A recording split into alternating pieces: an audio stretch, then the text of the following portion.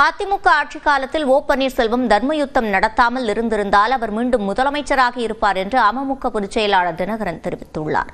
சென்னையில் செய்தியாளர்களிடம் பேசிய அவர் அதிமுகவில் அனைவரும் ஒற்றுமையாக இருக்க வேண்டும் என்று பாஜக வற்புறுத்தியது இல்லை என்றும் விளக்கமளித்தார்.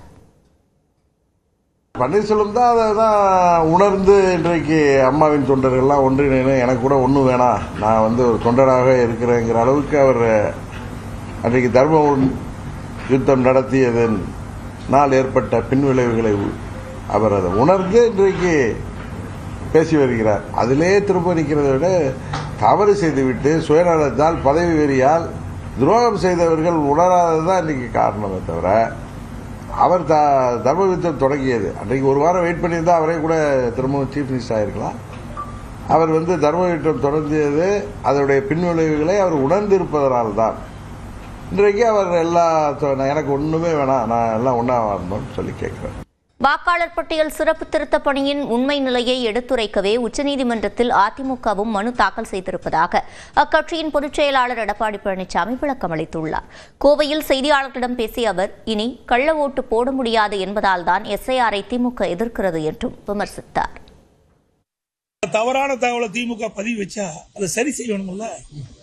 மக்களுக்கு ஏற்படுகின்ற பிரச்சனையை நாங்க உண்மை நிலையை எடுத்து சொல்றதுதான் நாங்க போயிடுவோம், ஜாயின் பண்ணிடுவோம். அதுல இல்லைன்னா வேண்டுமென்றே திட்டமிட்டு ஒரு தவறான தகவலை நீதிமன்றத்தில் பதிவு செய்யணும். என்ன அவளுக்கு பதற வேண்டிய அவசியம் என்ன? ஏன் பதறாங்க, ஏன் அலறாங்க? ஆக வேண்டுமென்றே திட்டமிட்டு ஒரு குழப்பத்தை உருவாக்கி கொண்டிருக்கின்றார். ஏதோ எஸ்ஐஆர் வந்தா மக்களுக்கு வாக்களிக்கக்கூடிய உரிமையை பறிபோயிரும் என்ற ஒரு தவறான செய்தியை பரப்பிட்டு வராங்க. இது கண்டனத்துக்குரியது.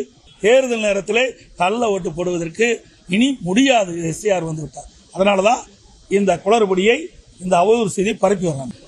போகும்போது ஆளுங்கட்சி சேர்ந்து ஆமாமா நிறைய போயிட்டு இருக்கிறாங்க. சில இடத்துல படிவத்தை அப்படியே ஒட்டுமொத்தமா வாங்கிக்கிறாங்க. அதை நாங்கள் அதைத்தான் நாளைக்கு நீதிமன்றம் வரும்போது அதையெல்லாம் நாங்கள் கருத்து தெரிவிப்போம். ஆக இல்லவர்களுடைய பணி அந்த ஒவ்வொரு வாக்காளருக்கும் அவர்கள் தான் அந்த வாக்காளர் படிவத்தை கொடுக்க வேண்டும்.